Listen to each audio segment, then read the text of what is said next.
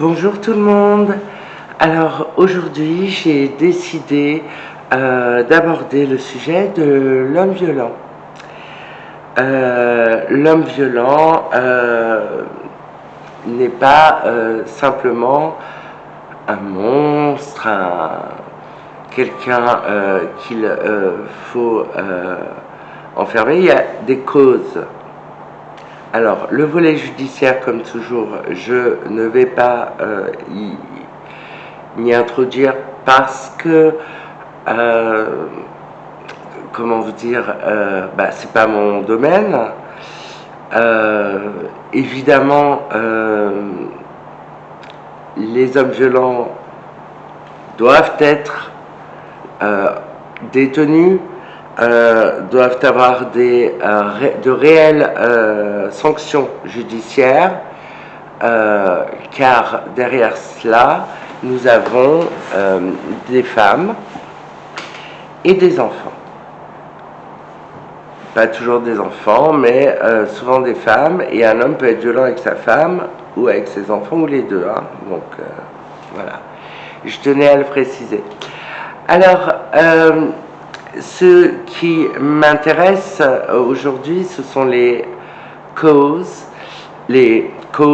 on dirait je parle anglais, les causes qui amènent un homme à être violent. Alors, je vous entends, vous allez me dire, oui, l'homme violent, il bat sa femme parce qu'il boit, c'est un alcoolique, il prend des substances. Oui, mais je suis d'accord, puisqu'on peut faire un lien direct entre la violence intrafamiliale, conjugale, et la toxicomanie. À savoir que l'alcool est une drogue dure, mais ce lien est-il suffisant pour moi? Alors, évidemment, les conduites addictives chez l'homme violent le conduisent à revenir dans une violence, dans des passages à l'acte violent, et il ne peut pas s'en empêcher, c'est plus fort que lui. Mais pourquoi y a-t-il des hommes alcooliques qui ne battent personne, qui ne frappent pas, qui ne terrorisent pas? C'est la question. Donc si ça existe, c'est bien que certains hommes sont violents, pas parce qu'ils ont bu ou qu'ils ont pris une substance, la substance étant un déclencheur, mais bien parce qu'à la base, il y a une fondation qui ne leur permet pas d'échapper à cette violence. Alors, si on peut réfléchir ensemble, quel genre de fondation dans l'enfance l'homme violent a-t-il connu? Alors, bon, c'est du tout cuit, je vais vous le dire. Ce sont des violences intrafamiliales qu'il a subies enfant, ce sont des blessures narcissiques qu'il a vécues enfant. Qu'est-ce qu'une blessure narcissique? C'est-à-dire qu'il a été souvent diminué par l'un ou l'autre de ses parents, rabaissé, montré du doigt, mis dans des situations où il était dévalorisé en permanence, ou alors carrément de la violence entre ses parents, que ça vienne d'un bord ou de l'autre ou des deux, parce qu'il y a des parents qui se battent, voilà. On peut avoir deux parents alcooliques qui se battent aussi. Ces fondations-là empêchent à l'enfant un développement, je dirais, nucléaire. Nucléaire, ça veut dire que la famille est une famille dysfonctionnelle et non pas une famille nucléaire. La famille, dans ce cas-là, est la cause.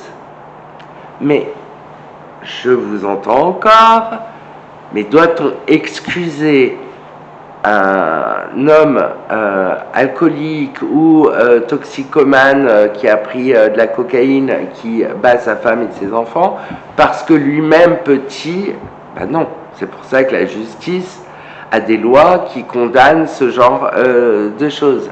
Mais ce qui est intéressant au niveau de la psychanalyse et de la psychopathologie, même de la psychiatrie, parce qu'il y a des expertises judiciaires qui sont menées, dans des cas graves, ce qui est important, c'est aussi de s'attacher à l'anamnèse du sujet.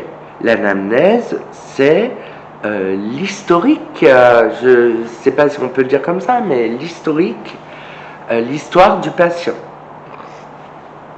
Là, l'homme violent étant le patient au moment de l'expertise. Vous voyez,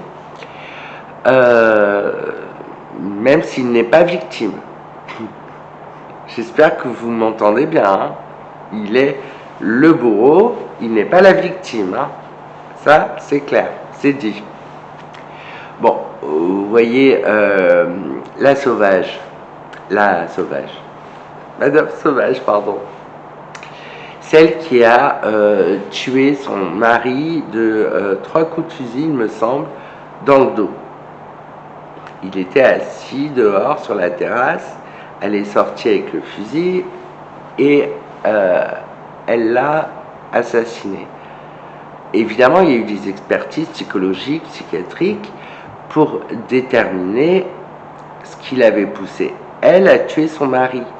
Mais qu'est-ce qui s'est révélé lors des expertises et au fil de l'enquête? C'est que c'est une femme qui a été battue pendant près de 40 ans. Ces enfants ont vécu sous la terreur des coups que recevait leur mère. Ces enfants avaient peur. Franchement, il faut voir le film, quoi. Il faut voir le film. Il joue avec Méral Robin. Il est comme as. Franchement, si vous voulez voir un autre film sur les violences intrafamiliales, donc sur l'homme violent, vous avez Jusqu'à la garde. C'est un film sublime. Sublime avec Léa Drucker. Jusqu'à la garde. Vous allez finir le film en tremblant, quoi, parce que vraiment vous êtes happé par cette histoire et vous vous rendez compte que c'est compliqué à dire, mais il aime sa femme, mais d'une manière qui ne peut pas être acceptable par elle, ni par la société, évidemment.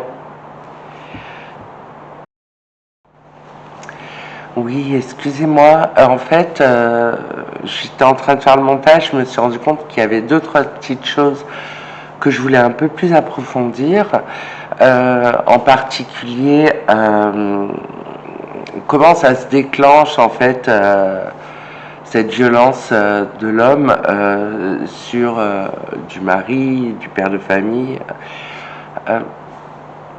Il faut savoir, j'ai parlé d'alcoolisme, de toxicomanie, mais ça peut être effectivement d'autres soucis, des soucis d'argent, au travail, ça peut être tout un tas d'autres facteurs qui sont déclencheurs. Effectivement, on a parlé des causes dans l'enfance, mais d'où vient cet accès de colère, de rage, qui amène à la violence. Alors c'est déclenché par une pulsion qui provoque le passage à l'acte de certains hommes sur des femmes et sur leurs enfants, ou sur leurs enfants, mais en tout cas sur les femmes. C'était surtout de ça dont je parlais aujourd'hui, mais les enfants sont souvent des victimes, soit collatérales, soit directes. Il y a dans ce passage à l'acte, effectivement, une immense colère. La colère étant pour Freud le refoulement de la tristesse. Donc ce sont des gens qui vivent dans un état dépressif, mais une dépression introvertie qui ne s'exprime pas ouvertement, Et au lieu d'être dans une espèce de mal de vivre, de mal-être, trouve des boucs émissaires, et c'est la colère qui vient remplacer, qui vient se substituer en fait à cette tristesse pour éviter à l'homme de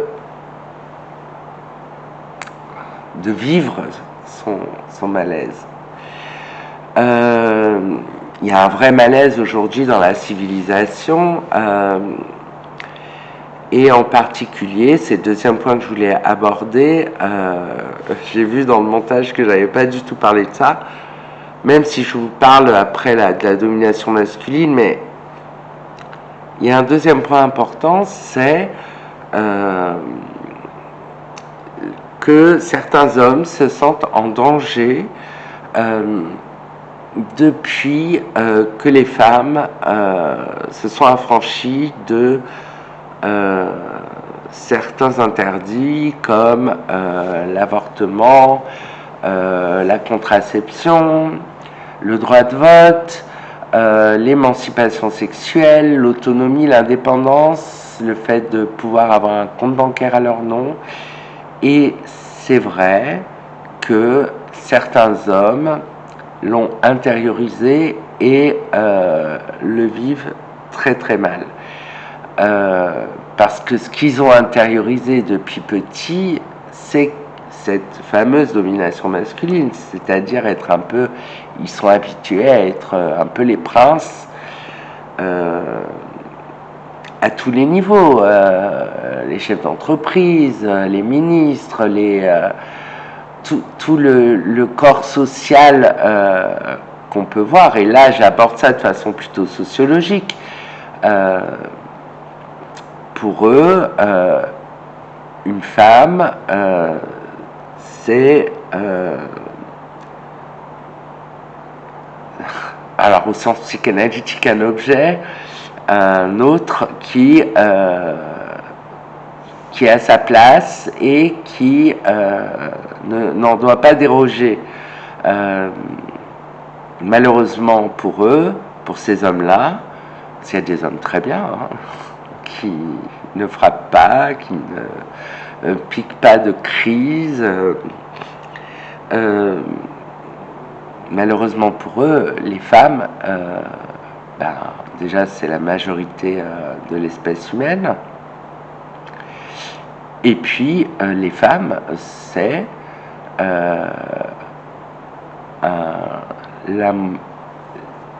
la moitié d'eux-mêmes, la moitié de leur code génétique. Les femmes, c'est un être humain à respecter autant qu'il respecte un homme. Et je ne suis pas sûr qu'ils feraient le quart de ce qu'ils font à une femme à un autre homme. Donc, voilà, pour ma petite parenthèse intramontage. Je vous inclus ça dans la vidéo. Je suis désolée de faire cette coupure, mais en tout cas, elle me paraissait nécessaire. Allez, on reprend.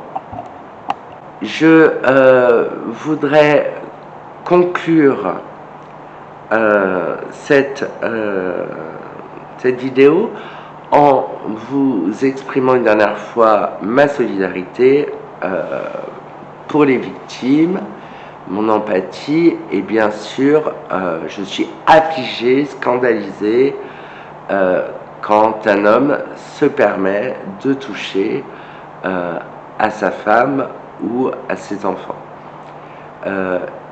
Et heureusement qu'il y a une justice. Elle ne fonctionne pas toujours comme on aimerait qu'elle fonctionne. C'est vrai que parfois il y a des peines qui sont dérisoires. On aimerait pouvoir secouer le parquet pour leur dire mais s'il vous plaît, quoi, un peu de dignité. Moi je fais quoi là dans 2 mois quand il sort? Je vais où? Pourquoi c'est à moi de quitter le domicile? Pourquoi c'est... Vous comprenez, il y a quand même... on doit cacher des femmes et des enfants, des familles, parce que l'homme est dangereux, et ça c'est complètement anormal. Ça c'était mon point de vue, là c'est plus politique, sur comment la violence des hommes est traitée aujourd'hui dans un monde qui subit la domination masculine. Je vous embrasse, je vous dis à dimanche prochain pour une vidéo psychanalyse, et à jeudi pour une vidéo make-up. Vous connaissez le principe. Allez, à bientôt.